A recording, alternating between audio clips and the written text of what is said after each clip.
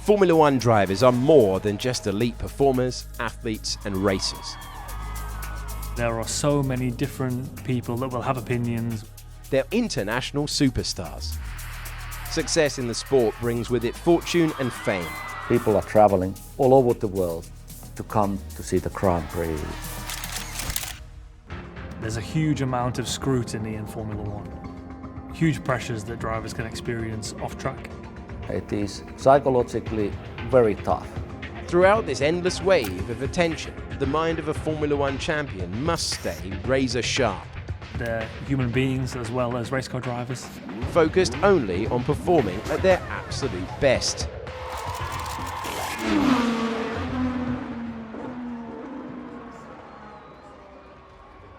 Media spotlight is a fundamental part of the job of being an F1 driver. It's part and parcel of what they do. As they go through the different formulas, it becomes more and more important as there are bigger sponsors, more investment, there's more of a need to be doing media work.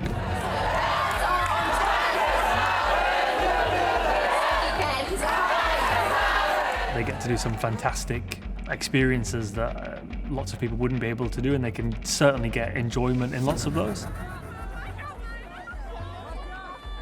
I'm sure that they would at times like to do less and focus more on being in the car and driving.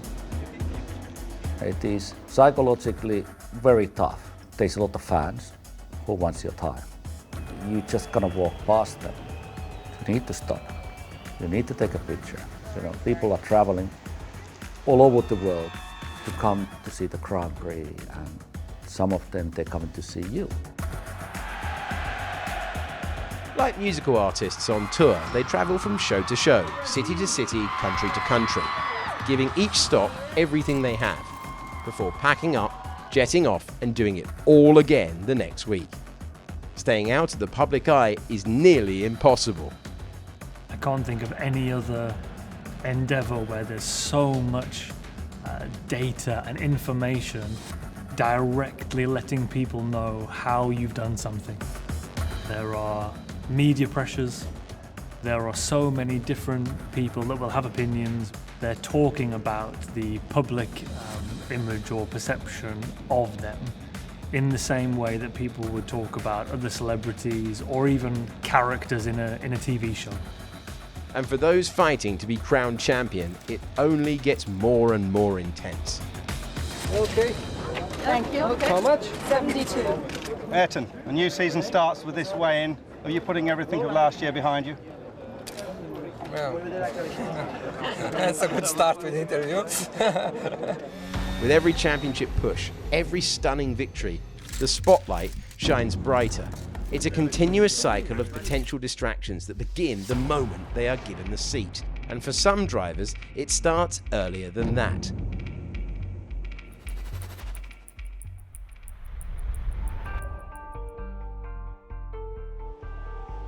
The prospect of generational talent can send the media into a frenzy. Speculation runs rampant as the pressure to perform weighs heavier and heavier on young drivers' shoulders. Verstappen doing a great job. He's 17 years old, for goodness sake. Youngest driver ever to race in Formula One. These are young guys. And we were encouraging sometimes teenagers, but guys in their 20s to think these things and get clarity on these things because they're under such intense levels of scrutiny that most people in normal life aren't, that it's helpful to try to accelerate some of this sense of self. When we are talking about 18 years old, 17 years old, 20 years old Formula One drivers, they are still extremely young. You got it, guys? First Grand Prix, street circuit in Phoenix. Psychologically, it was difficult.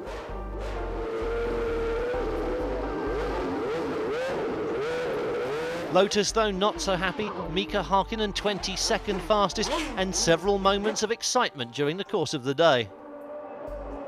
After 15 laps, my steering wheel comes off on the main straight. Some of the stuff out there over the past couple of days has looked just a little bit hairy, hasn't it? Yes, that's right, yeah, a little bit. It was quite a tough experience. I knew this year gonna be trouble in 1991, but doesn't matter. I was in Formula One. I need to do my job. Congratulations. Thank you very much. Thank you. Drivers can experience really challenging questions or criticisms in the press and in other circumstances. So what we try to do is help them to prepare for those as much as possible. If we know that a driver is going to be challenged about or asked about something that they find difficult to talk about, maybe a mistake in a previous race or contract negotiations or something like that, we'll prepare for the emotions that they might experience when they're asked some of those questions. And Verstappen hangs on to the lead, but he went all four wheels off the road. How might you respond to that versus how would you ideally like to respond to that? We might practice that with the aim being that the driver then has their strategies prepared for some of those more challenging questions and may even already have their answers prepared. So they don't need to think their way through each different interview, but they can give some of their pre-prepared responses or semi-prepared responses, so they're managing their energy as best as they can. They have to know themselves well enough to understand when they're getting stressed, when they're getting frustrated, and proactively regulate themselves before they get too stressed that they might act or behave in a way that they wouldn't want to. They can control what happens to help them to get into their ideal performance state. Max Verstappen wins a Formula One Grand Prix and is the youngest driver ever to win a Formula One World Championship Grand Prix. The best drivers, when they're fighting for race wins and for championships, the pressure and the scrutiny level just gets higher and higher and higher, which means those at the top level have to be able to manage that phenomenally well. A super talented driver who's not able to manage what comes with being an F1 driver will not be able to consistently perform at their best when they're on the track. But in today's world, drivers have to grapple with a new type of spotlight, one that is even harder to escape and even follows them into their homes.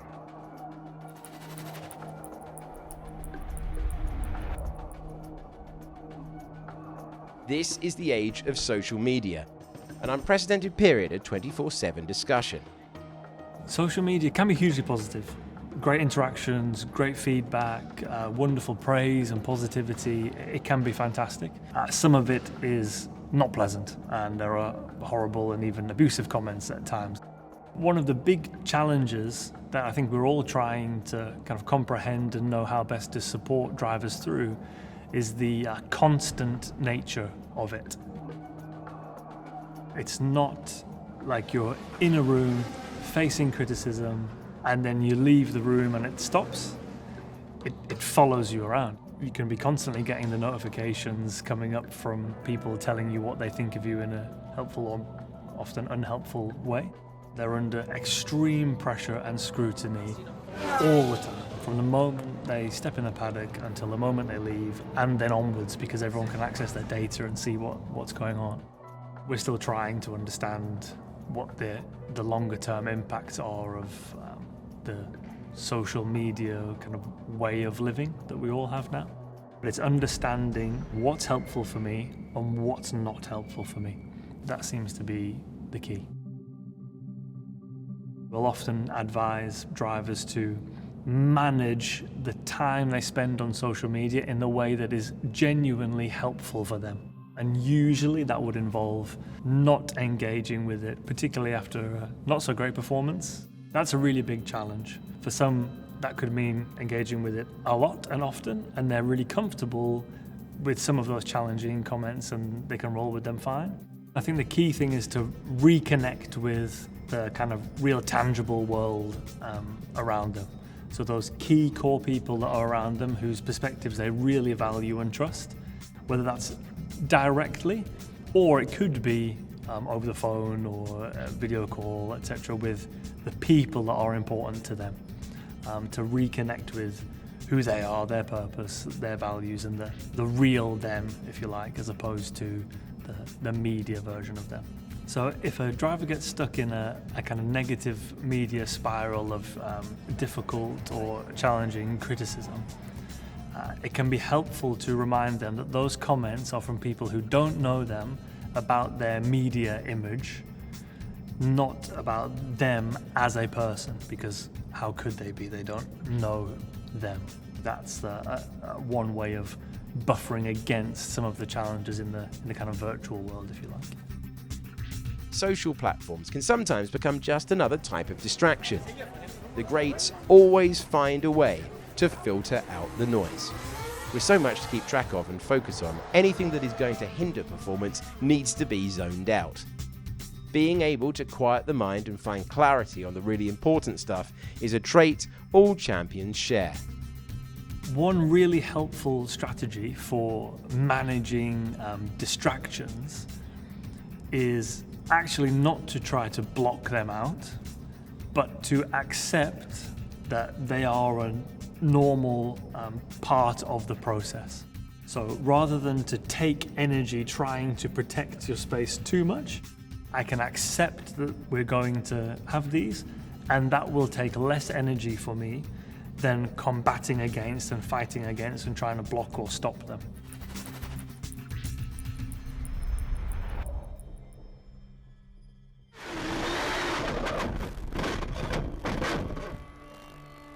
It was a big challenge to come back to racing. When you have an accident, you have damage in your brain. You need the brain to recover nicely. Mika Hakkinen, good to see him back in the McLaren after his terrible accident at Adelaide, the last Grand Prix of last year. 96, going the first Grand Prix. You walk in a paddock and people are looking at you. Is he okay? Oh. When you come back to racing and you had an accident like that, automatically everybody asking, how are you? And this is after your accident, and can you race now? It can be quite negative. You don't want negative environment when you're in a Grand Prix. You want positive environment. People who I work closely, when I was looking at their face, I saw they were scared. They were thinking like, what's going to happen?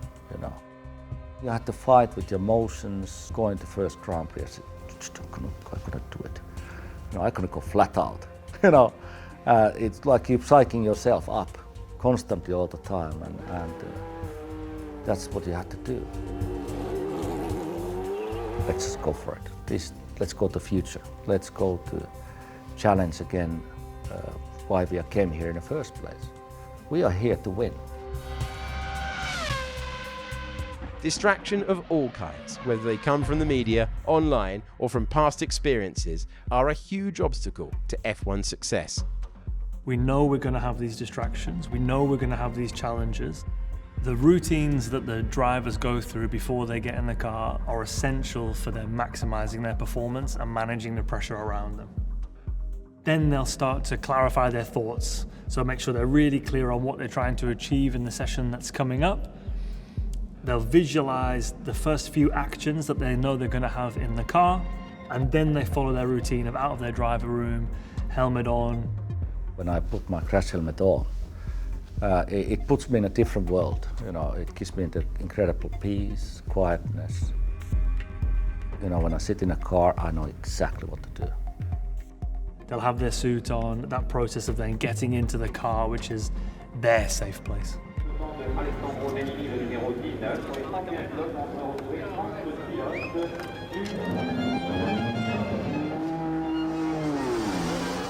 That day, I suddenly realized that I was no longer driving it conscious, and I was in a different dimension for me.